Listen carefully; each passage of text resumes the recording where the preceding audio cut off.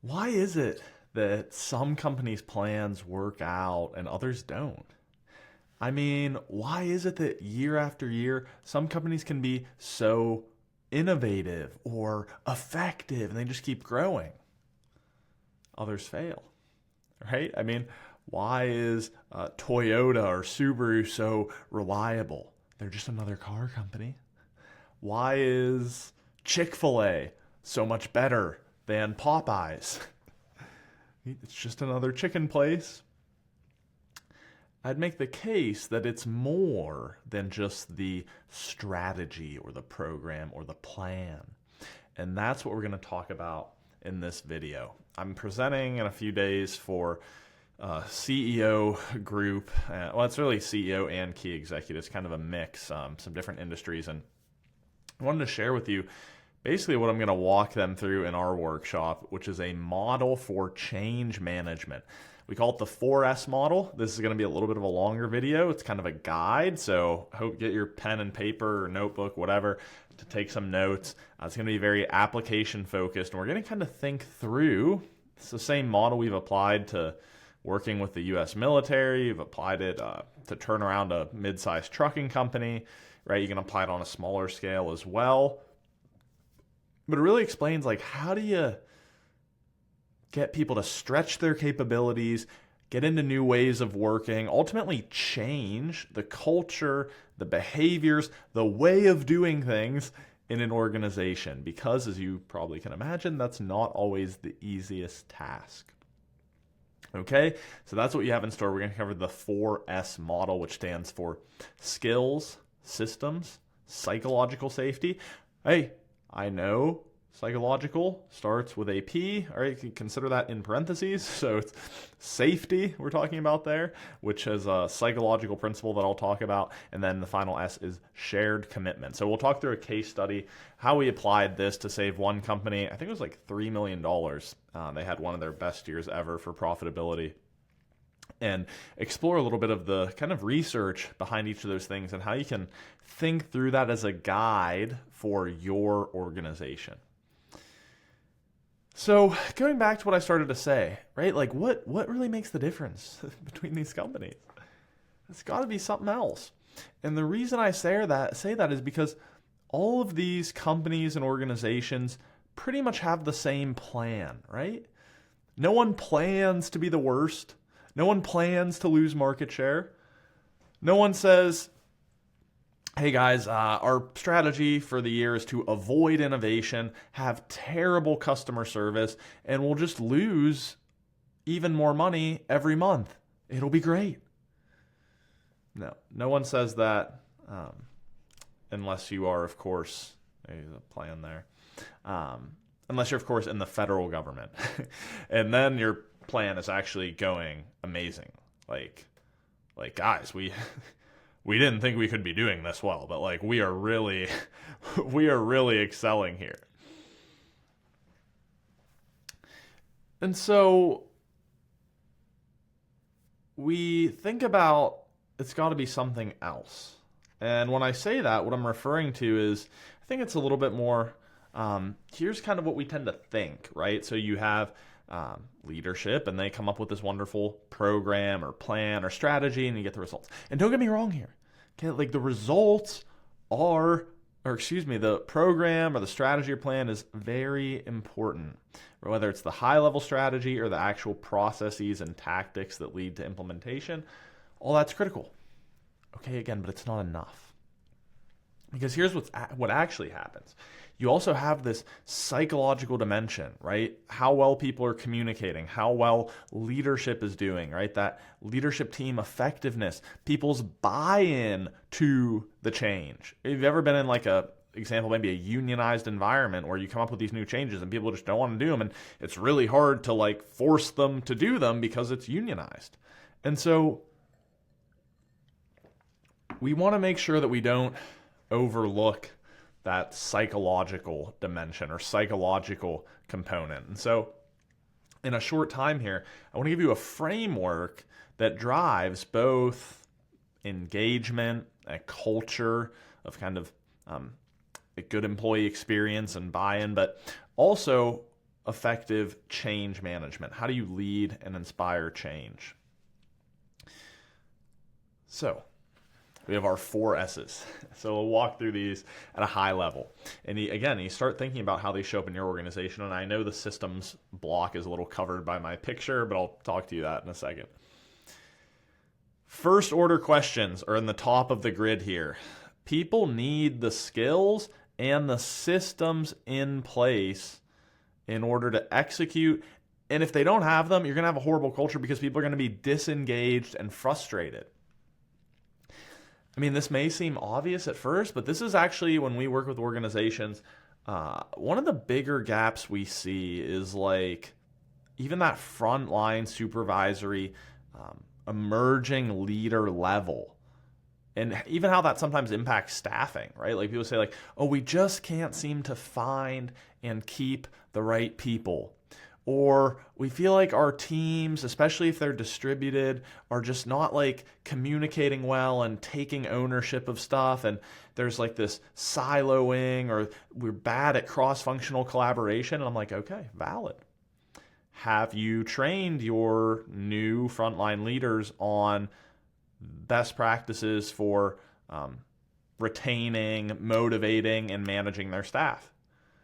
Have you worked with your team leads on kind of core principles or core competencies for distributive team communication and how to work cross-functionally? And it's like, well, I guess we didn't really think of that. And so people need to have the capabilities, okay? If you have a capabilities gap, you're going to have problems, right? Again, in the sense of like culture, but also in the sense of execution. Systems is the next piece. So you need systems to reinforce the behaviors, the changes, the actions you're asking people to make. This is your things like your technology, your structures, your processes. So let's like do another example. Let's say you want your sales force to be doing follow-ups with every warm lead that doesn't convert into business. And so you give them this training and PowerPoint, and here's the checklist. Your follow-up after 5 days with an email, and then 10 days with a call, whatever. I would actually follow up more rapidly than that, but that's just me. And so, okay, well, that's great. Do you have a CRM with automation set up that can manage that workflow? Are your sales managers taking a sample of leads every month and checking to see if they've been followed up with, and then taking corrective action or discipline if they're not being followed up with? Like, what is the CRM setup? Does it give you a reminder? Well, like, right, you have both the tech and the process support in place, right? I often say that people respect what you inspect. So you have that standard process, but then you actually need to be checking on the process and the structure to reinforce the desired behavior. So this, by the way, is how I solved the VA, the Veterans Administration, like their culture problem for free in 5 minutes. They still don't know I actually did this, but I'll tell you the story. I was talking to my friend's mom. She's worked at the VA for like 20 years as a nurse, and she knows about the work I do with like culture stuff and designing solutions for organizations. And she was talking about, oh, maybe like the VA has talked about having like culture issues before. And I started digging in because I'm a big believer in like your value as a consultant and for just you as a leader is the gap between what you think you need and what you actually need, right? How good are you at getting to the root of what's going on? And I was talking to her about her experience. She's like, yeah, pretty much every day, like 2 or 3 times a day, my computer crashes and it takes like 30 minutes to reboot, and I have to call this helpline, and the helpline is like never staffed, and I have to wait there. And it's like, hey guys, you don't need my leadership or psychology seminars. You don't need coaching. You don't need a new culture initiative. You just need to fix your tech. Right? That is why people, quote unquote, are disengaged and not productive and not buying in. It's because they're spending 2 hours a day pissed off because they can't even do the work that they want to do. Okay? So you got to have these first order questions. If you don't have the skills and systems right, you're going to be in trouble. Now, here are some actions to consider as you think about applying this. When we do our climate and culture assessment, we often spend some time investigating core capabilities and ways of working in the context of your strategy. Okay, so just investigate that. Could be a survey, could be talking to people, could be looking at your documentation on training. And remember, if you're feeling like there's a leadership deficit at some place, like leadership is also a skill set. People don't just become good leaders. So actions to consider besides that initial reflection are regular refresher trainings, book clubs, things that just encourage that sort of development around the key skills, shadowing, monthly or quarterly or annual development goals, whether it's setting aside a certain amount of time to refine those key skills, or you're actually going to measure and assess how well people are doing in those key skills. Review your onboarding process and your kind of your onboarding, not just when you get a new hire, but when you actually jump up levels in the organization. This was my experience when I was back in my days when I was in management. I was a trainee and then I jumped in as a supervisor, and it was like all of a sudden I'm managing a team of 15 people, all of them making six figures. They were all highly tenured professional staff. And the leadership training I got was basically like a couple HR PowerPoints on how to give feedback. So, great. There was probably a skill gap there a little bit in how I was showing up in terms of managing team performance and the more people side of leadership, right? So that's that. And then on the systems piece here, it's really just like reviewing your key success factors for your strategy and implementation plan, and just making sure you have documented processes in place, whether it's checklists, whatever, and then technologies that enable it or ensure it, okay? So that is the first half of that. And so you can start to think about in your organization, again, are there any capability gaps in terms of skills? And then are there any systems we're lacking, whether it's technology or, this is more common, just a lack of like well-documented procedures, right? Like if you think of like a trucking company, all our drivers are doing safety checks before they go out on a route. Okay, well, do you have a like checklist that's in the truck of the steps they need to go through?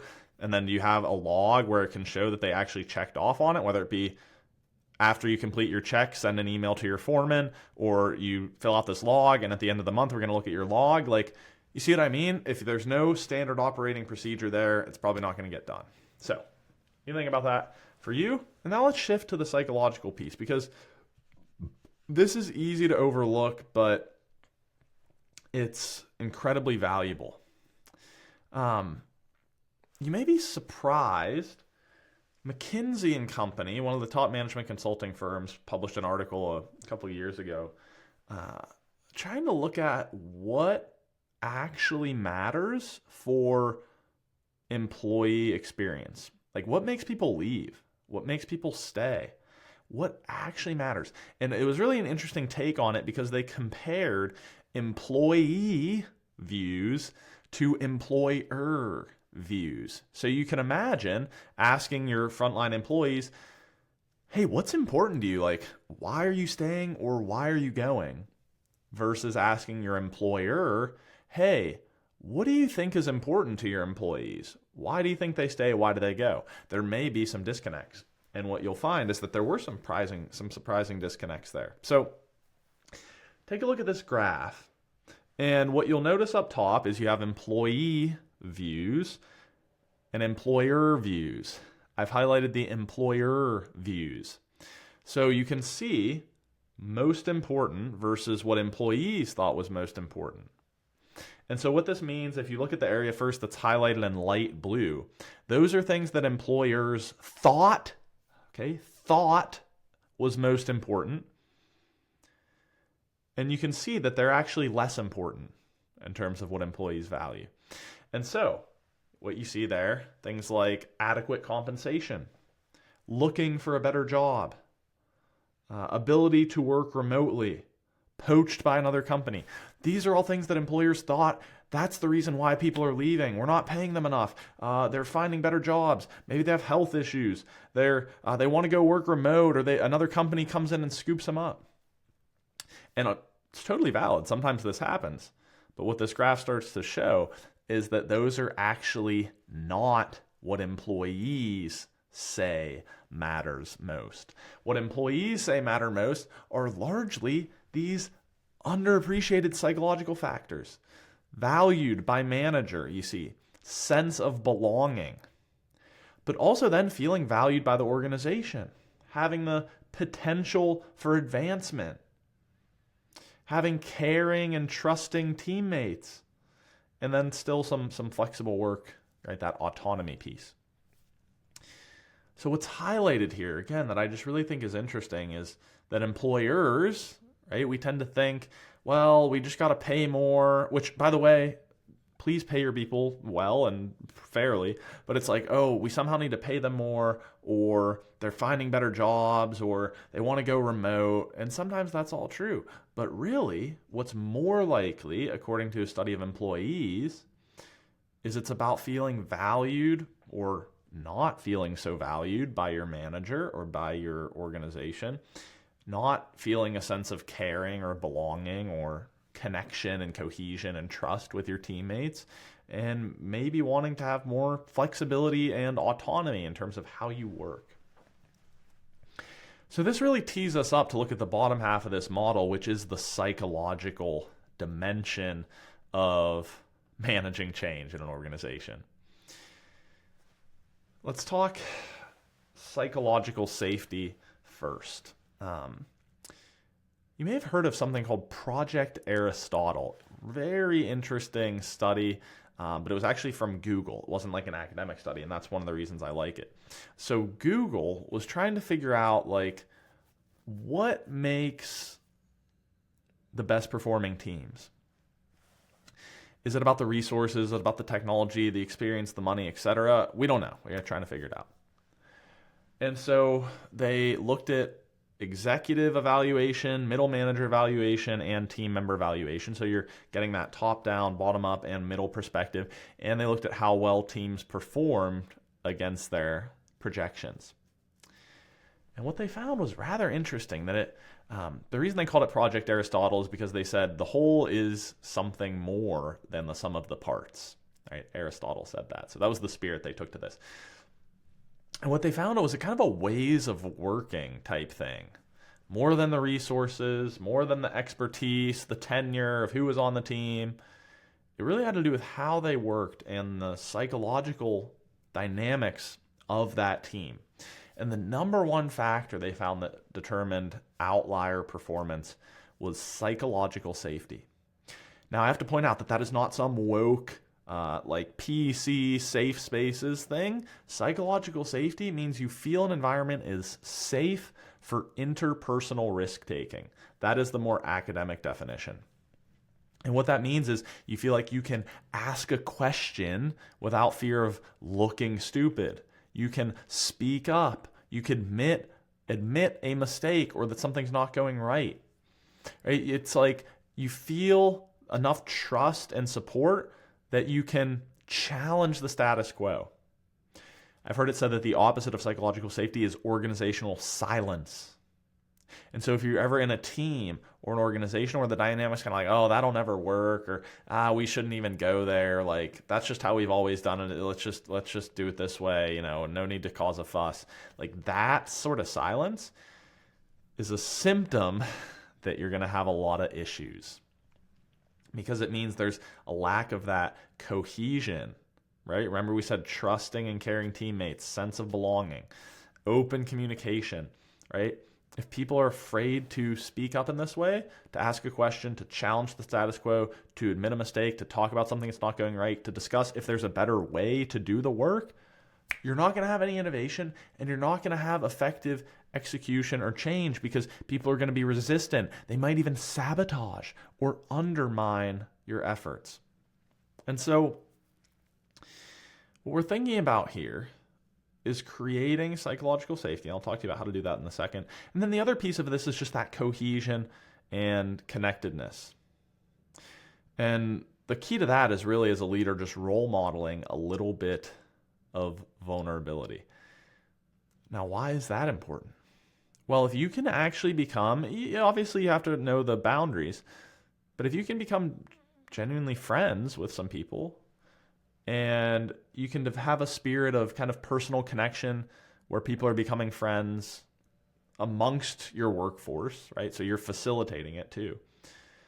Gallup, which is one of the most established business research organizations, they do thousands of companies every year, hundreds of thousands of employees, has found that those people who say they have a best friend at work are 700%, 7x more engaged, which is a measure of interest and enthusiasm for one's work.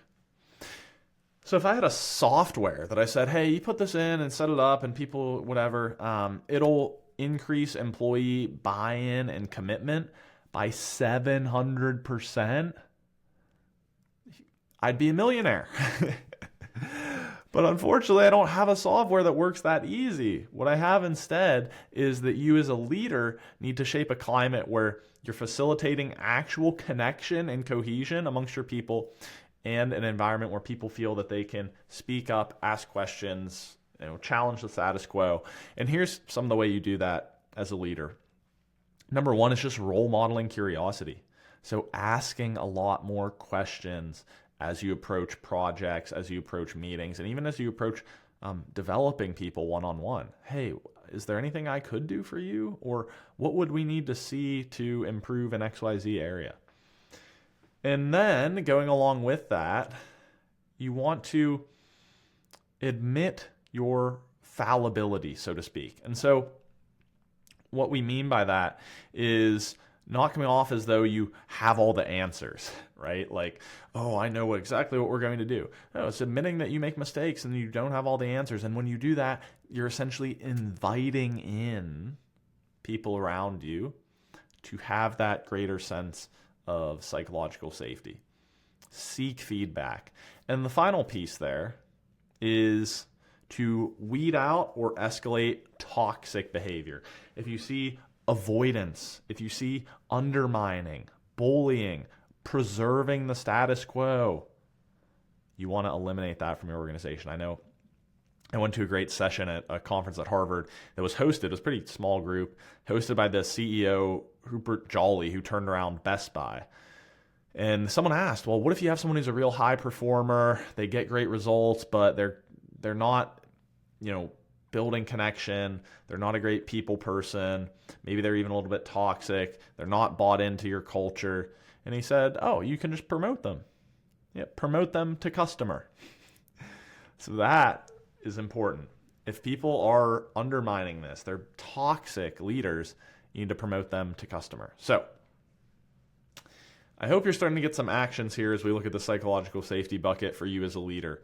So think about starting a meeting or how you approach meetings or strategy sessions, etc.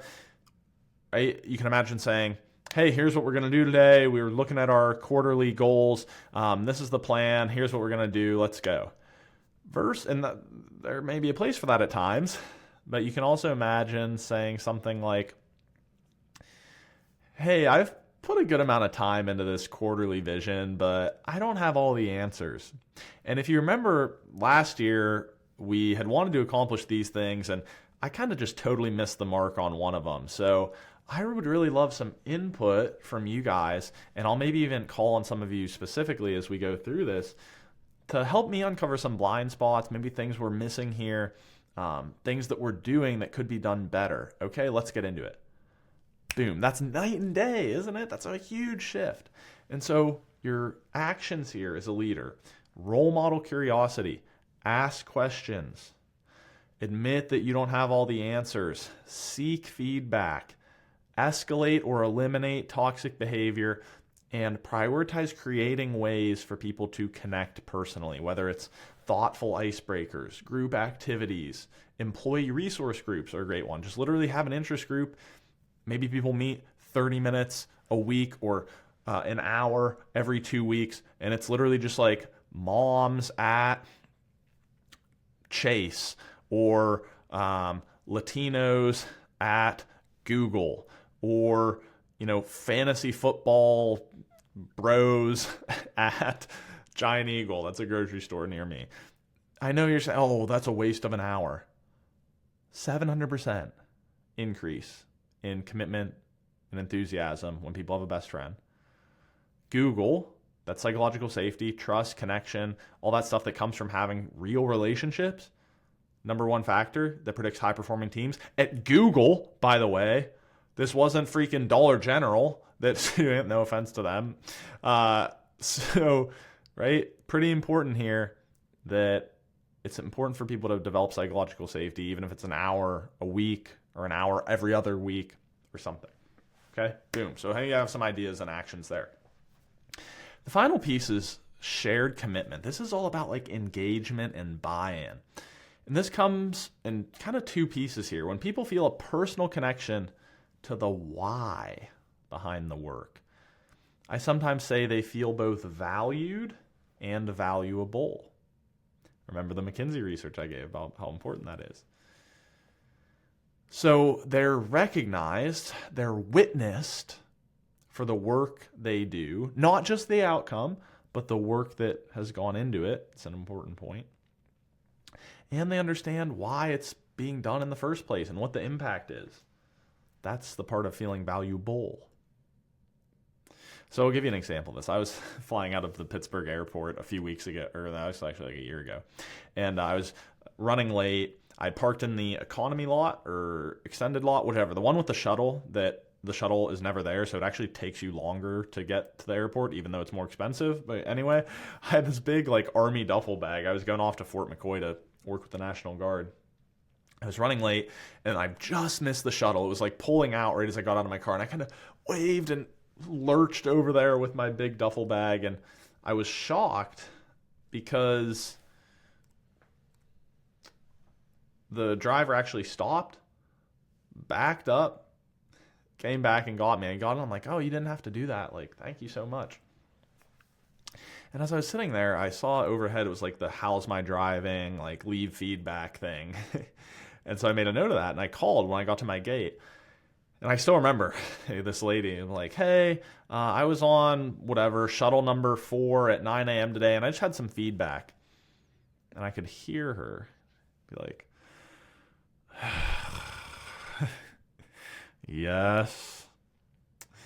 I'm like, yeah, I was running late. I had this really big, like, duffel bag, so I could barely move. I was probably going to miss my flight or be late to my flight, and I know the driver didn't probably have to do this, but she actually saw me, backed up, came around and got me. And I know maybe that wasn't even like sticking to the process, but she really went above and beyond. And so I just wanted to say thank you.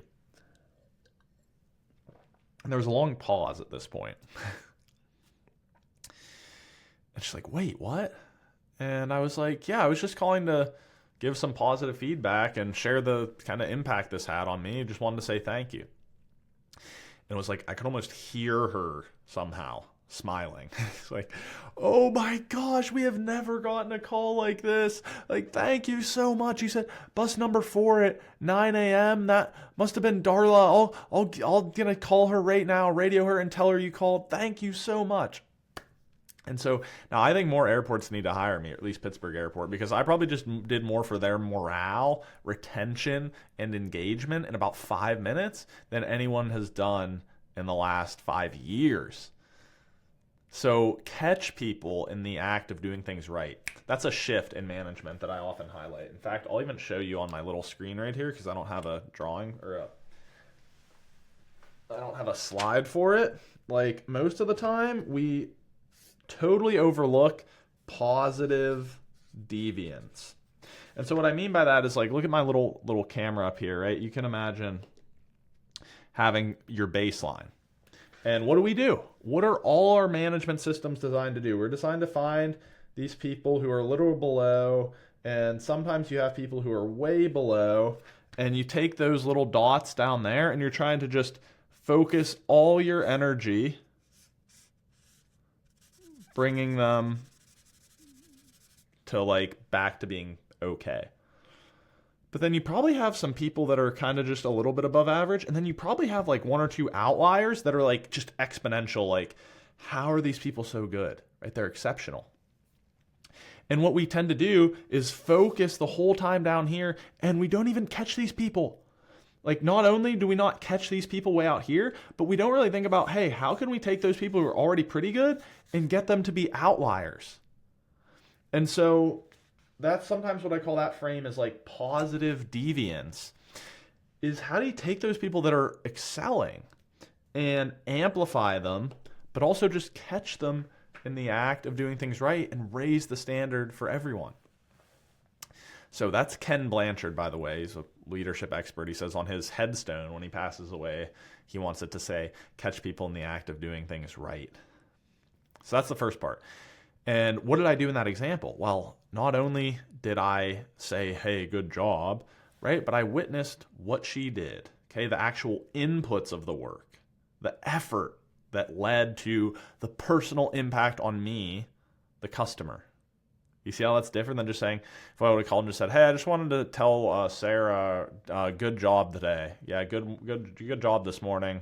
Keep it up. It's a little different when you witness what they did and share the personal impact. Okay? So that's the first part of this. Taking this a step further, you can also actually use some incentives here sometimes. Whatever you want to do to try, again, increase buy-in and ownership. At that same Harvard conference I mentioned, one of the folks in the audience was a plant manager in Mexico. He talked about one of the most successful initiatives they ever did was a cost savings initiative where they tried to get buy-in and give people ownership by giving them 10% of whatever they saved the company. And he had one guy, right, this is a mill in Mexico, who came up with a plan that was going to save him like $3 million. And so in 1 year, he earned $300K, which is what he would have made in like 6 years. And you're thinking, oh my gosh, the company paid this guy $300K? Yeah, they netted $2.7 million in savings. Who got the good deal there? Right? And so this worked because, in this case, it was about, again, that personal connection, showing them that their contributions were valued. And not all the time, but sometimes this means put your money where your mouth is. Right? If you want people taking ownership, treat them like an owner. And finally here, the last piece of that idea of giving ownership is, to the extent possible, empowering people to find their own best way of working and giving them autonomy. And again, focusing on the results, right? That's going to help get more buy-in as well. And I'll just give you a couple examples of how this can work, especially when you give people some kind of personal freedom to pursue their interests. And remember, right, this idea of buy-in and shared commitment is feeling valued by the manager in the organization and feeling valuable, which means you feel like you have a project that's having an impact and use to someone, whether it's an internal person in the organization or external person from the organization. Just two quick examples, though, that I think are worth noting. Google, they have their famous 20% time.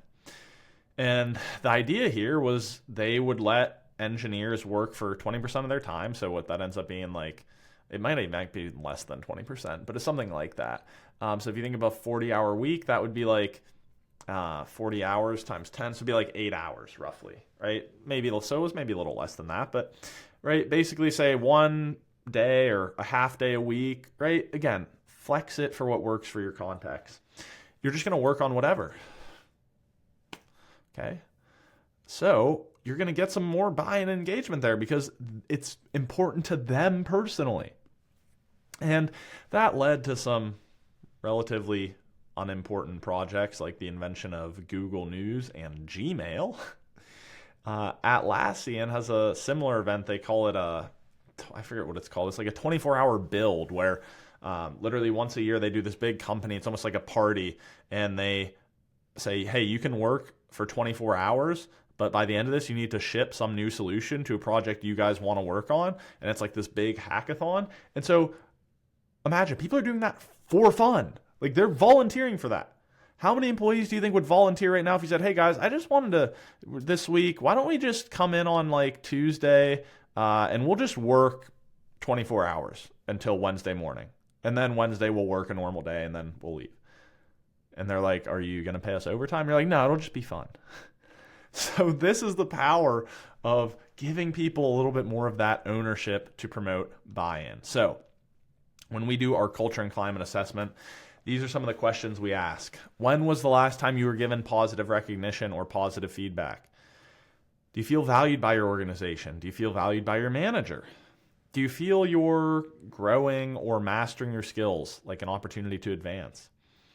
Do you know how your role fits in the context of our organization and why it's important? So your actions to consider: catch people in the act of doing things right and actually monitor that, like have some progress so you know how often you're doing it. Communicate the why. How does their work impact internal and external customers? And whenever you can, whether it's through a financial incentive or giving them a little bit of autonomy or ownership over their time, think of incentivizing ownership. Okay? So, just talk to you about how we applied this in a mid-sized trucking company to great effect.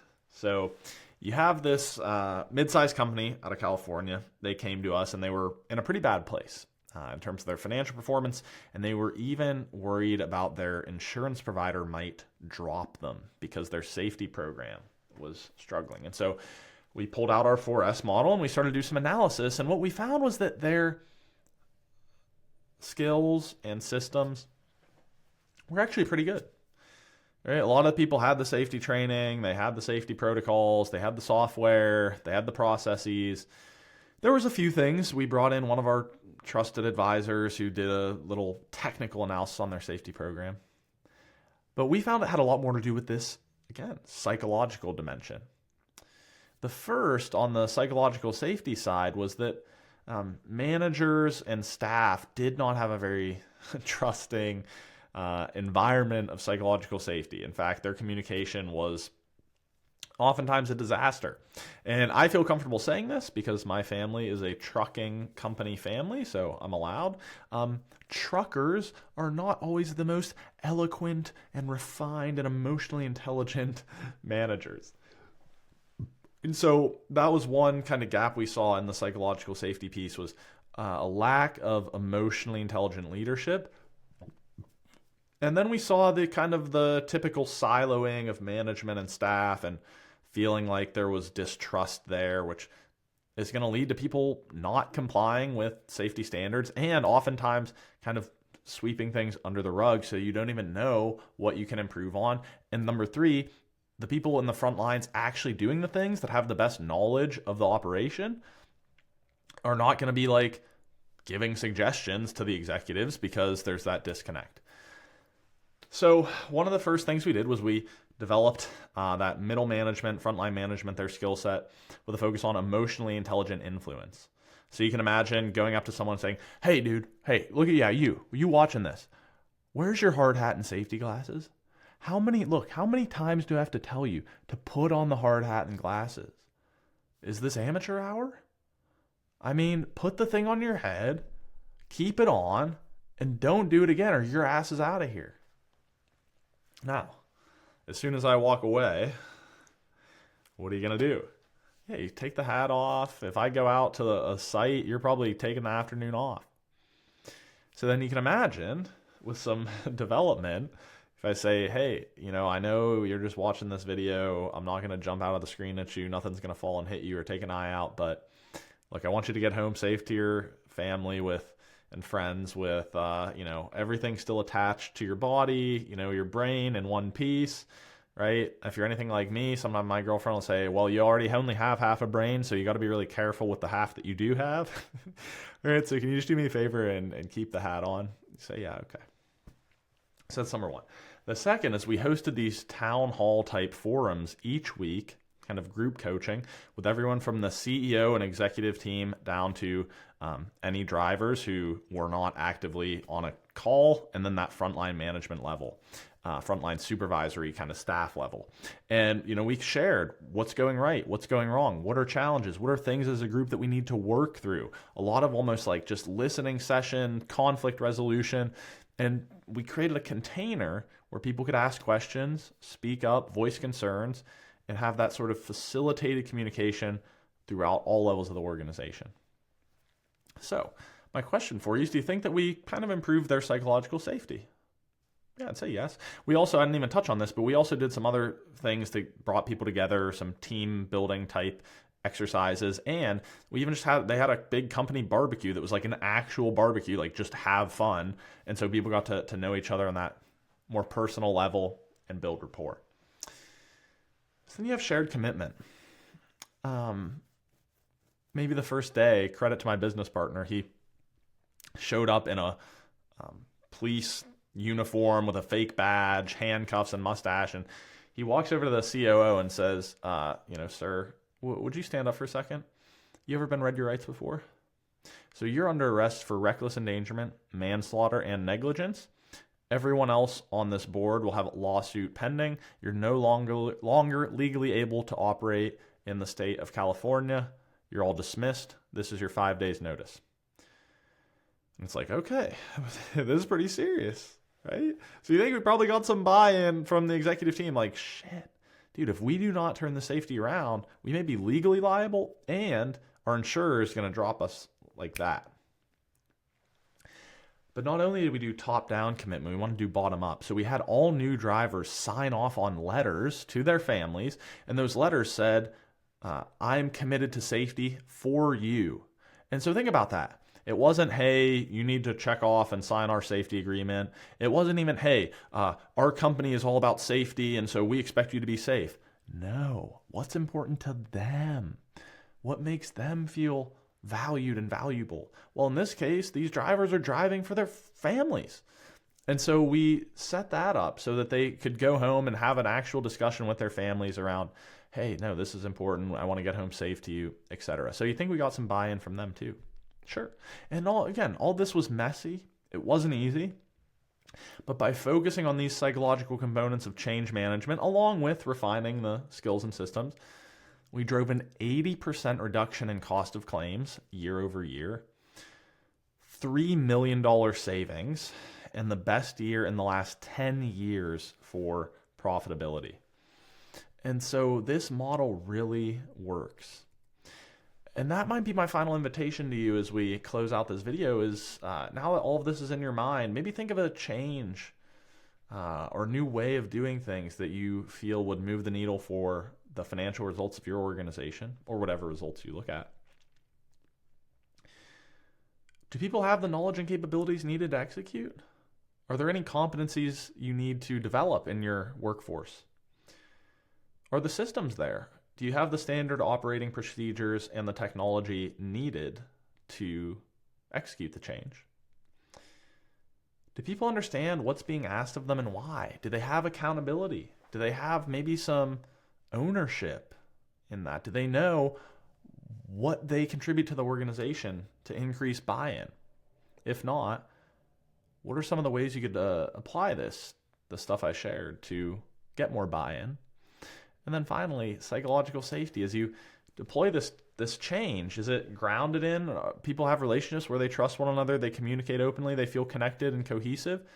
If not, how could you maybe improve that? Whether it's role modeling in terms of your leadership style, facilitating some new connectedness or activities amongst your team, changing your approach to meetings, right? How can you facilitate that climate?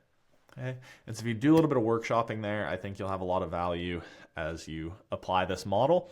And if you want any assessment or support from us on it, obviously you can feel free to reach out below.